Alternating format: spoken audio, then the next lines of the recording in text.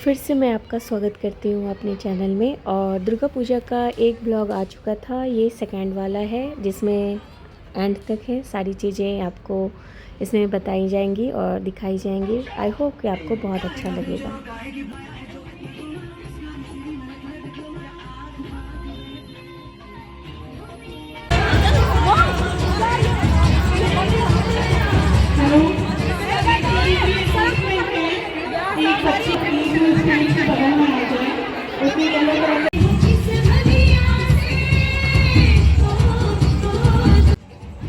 हमारा 4th day था जिस रात हमारे लिए गरबा रखा गया था और जो भी हमारे सोसाइटी के लोग थे सभी ने इसको काफ़ी एंजॉय किया और गरबे में मस्त होकर नाचा।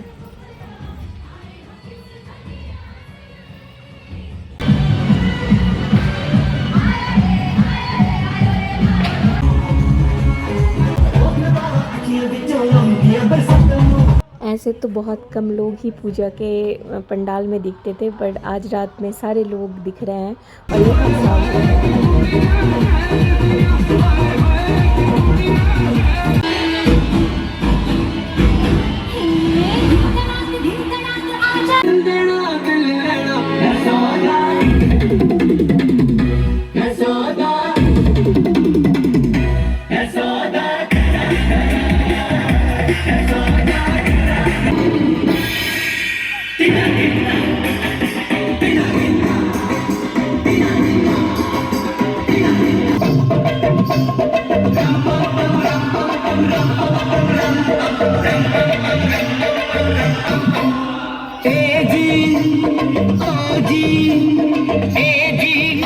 और ये मेरी खासम खास फ्रेंड है जो कि बहुत ही मस्त होकर डांस कर रही थी। और ये डांसर भी है, मतलब डांस टीचर है, तो इसे तो सारे कुछ मतलब सब की चीज़ों के बारे में पता है।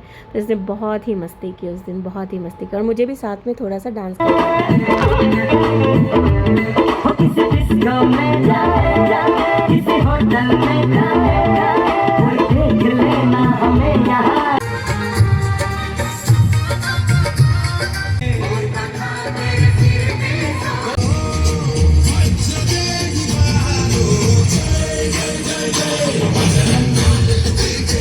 आज मेरे बोलने के लिए ज़्यादा कुछ है नहीं। आप जो भी देख रहे हैं इसमें सब में म्यूज़िक है, लाउड हैं, लोग बातचीत कर रहे हैं, गा रहे हैं, मस्त होके अपना समय बिता रहे हैं। मुझे ये लगता है कि दुर्गा पूजा का जो माहौल होता है हमारी सोसाइटी में वो इस तरह का होता है कि सभी लोग एक जगह पे रहते हैं और स्टेज पर रामलीला के परफॉर्मेंस भी हो रहे हैं। मेरी फ्रेंड बैक स्टेज भी काम कर रही हैं। तो जो हम लोग जितने भी दुर्गा पूजा समिति में जुड़े हुए हैं सभी मिलके कहीं ना कहीं काम करते रहते हैं। कुछ सांस्कृतिक कार्यक्रम में काम करते हैं, कुछ बैक स्टेज काम करते हैं, कुछ ऑन द स्टेज काम करते हैं। तो सारे इसी तरीके से हमारा अटेंडेंस का ये प्रोग्राम होता है और हम बहुत ही अच्छे से मिलजुल करके बहुत ही अच्छे तरीके से इसको मनाते हैं।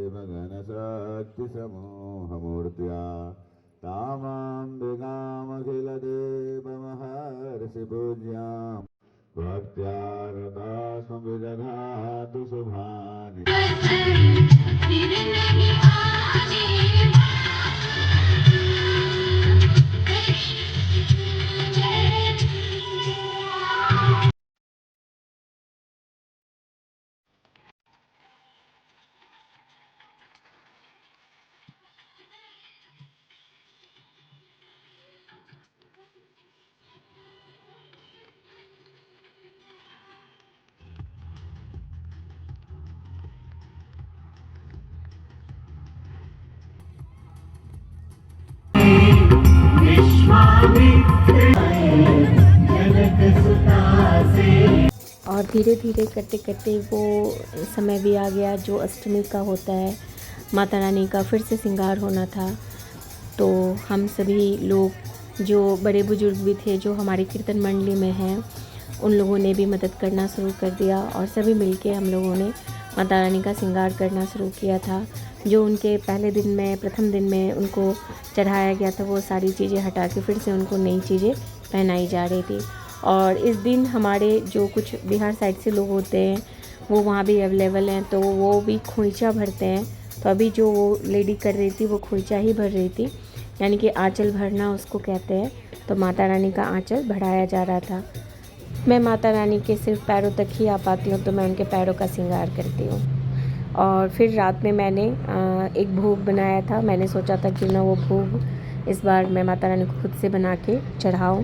तो शाम के समय में अष्टमी के दिन ये महाभोग होता है, ये नारियल के प्रसाद का बनता है। और मैंने पिछली बार भी बताया था, तो मैंने इसे बनाया। तो बनाते हुए थोड़ा सा क्लिप ले लिया मैंने। और फिर से अम्बिका, अयोध्या राज्य तो कुछ भी नहीं है। अगर ब्रह्मा, विष्णु और महादेव का पद भी मिल जाए तब भी भरत को राज्य का मद नहीं होगा।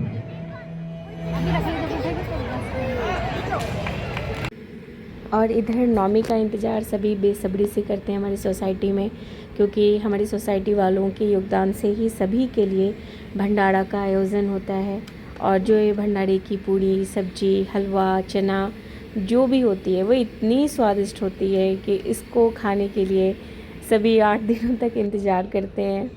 और साथ में हवन होना था, तो हमने हवन की भी तैयारियां शुरू कर दी थी।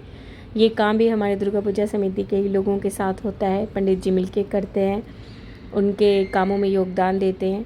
और ये माता रानी के सामने ही होना था, तो सारी चीज़ें पर्टिकुलर तरीके से तैयारी की जा रही थी।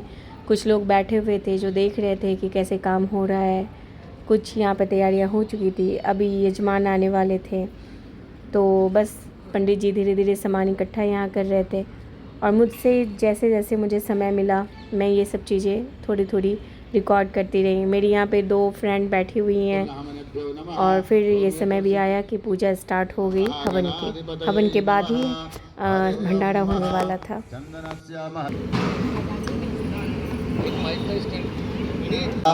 ऋषयः गायत्री अनुष्टुप छंदासी श्री महाकाली महालक्ष्मी महासरस्वती देवता एंग बीजम हिलिंग शक्ति क्लिंग कीलकम श्री महाकाली महालक्ष्मी महासरस्वती प्रीत्यर्थे पाठे हवने विनियोगः। जल छोड़ दीजिए। ओम ब्रह्मा विष्णु तरसभ्य नमाम श्री। हवन का काम अब बस पूरा ही होने वाला था, तो मैंने सोचा कि लास्ट की वीडियो भी आपसे शेयर करूं।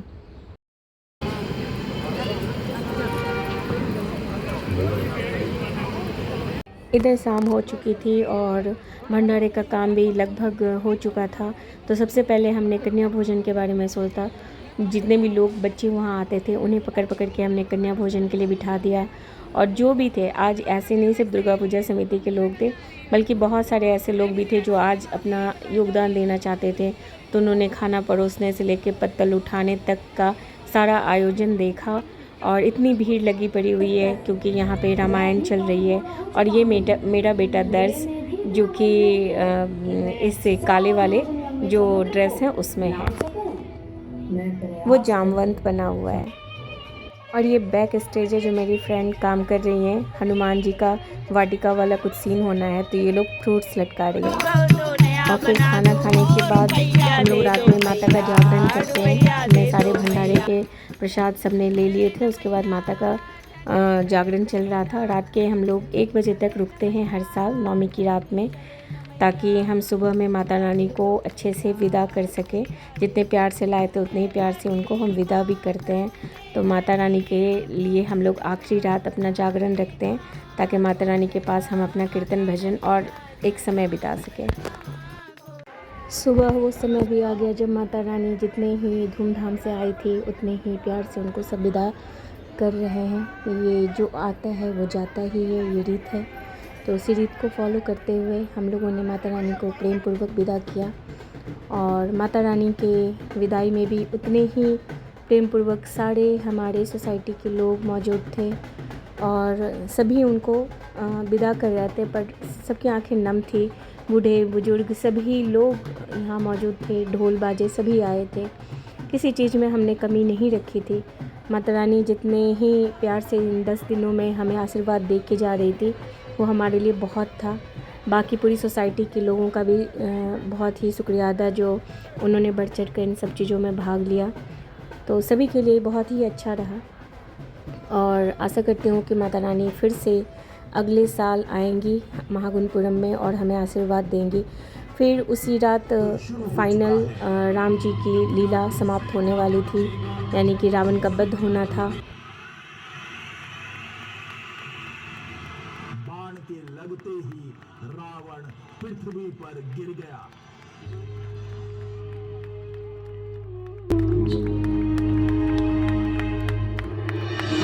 राजा हो या रंग प्यारे, अंत है जाना मुक्ति के बाद।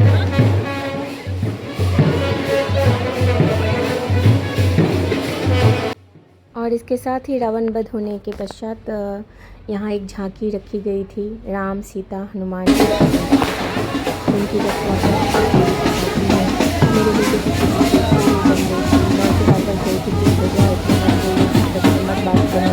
बट इसकी खुशी बात की जा रहा है। मुझे भी काफ़ी अच्छा लगा। मेरी जो 2 फ्रेंड या 3 फ्रेंड ऐसे कह लो, जितने भी फ्रेंड हैं सभी ने उसको बहुत सपोर्ट किया। ये वही है हमारी दुर्गा पूजा समिति के दोस्त जो सभी तरीके से सपोर्ट करते थे, सारा काम किया, एडजस्ट किया रामलीला को, इतने बड़े कार्यक्रम को। ये भैया हैं जो येलो कलर के कपड़े में हैं, इनका नाम सुरजीत जी है और ये इन्होंने ही सारी स्क्रिप्ट लिखी थी, तो मैं इनको भी बहुत बहुत धन्यवाद देना चाहती हूँ। राम जी के साथ वो खड़े हैं और वो पूरी प्रोटेक्शन में हैं कि हमें को कोई दिक्कत ना हो। यहाँ पंडित जी भी खड़े हैं, मेरे हस्बैंड भी वहाँ खड़े थे, उन्हें टेंशन हो रही थी कि कहीं रावण वध के दौरान आग वगैरह की कोई इधर उधर ना उड़ जाए या दिक्कत हो जाए, तो वो पूरी तरीके से कह रहे थे आप निश्चिंत रहिए, कोई दिक्कत नहीं आएगी, मैं हूँ उनके साथ।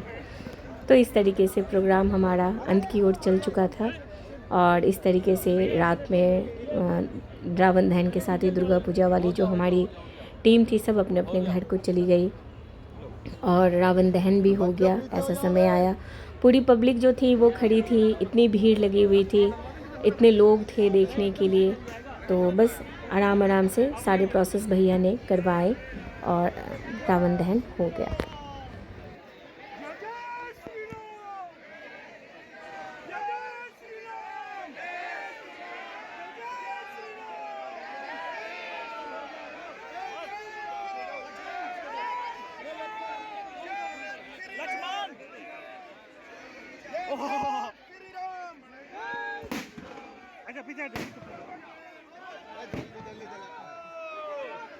पीछे जो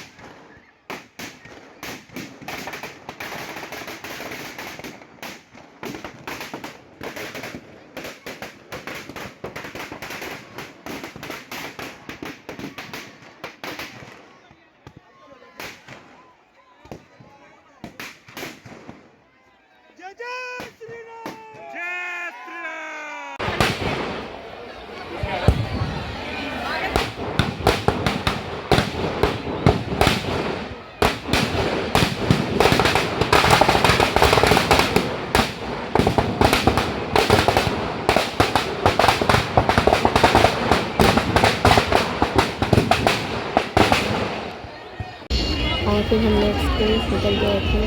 वही रामलीला मैदान है जहाँ पे मेला लगा हुआ था, तो बच्चों का तो मन होता है कि मेला में जाए। कई खाने के स्टॉल थे जो हमने व्रत तोड़ा था, तो बस खाने पे हम टूट चुके थे और हमने खाना खाया और अच्छे से खाया, बहुत इन्जॉय किया। 2-4 चीज़ें देखी और फिर वहाँ से हम लोग निकल चुके थे और हमने कुछ पैक भी करा लिया था घर पे ले जाकर फिर से भूखने लग जाए। और ये रही हमारी कुछ तस्वीर जो कि अपने दोस्तों के साथ हमने खिंचवाई थी।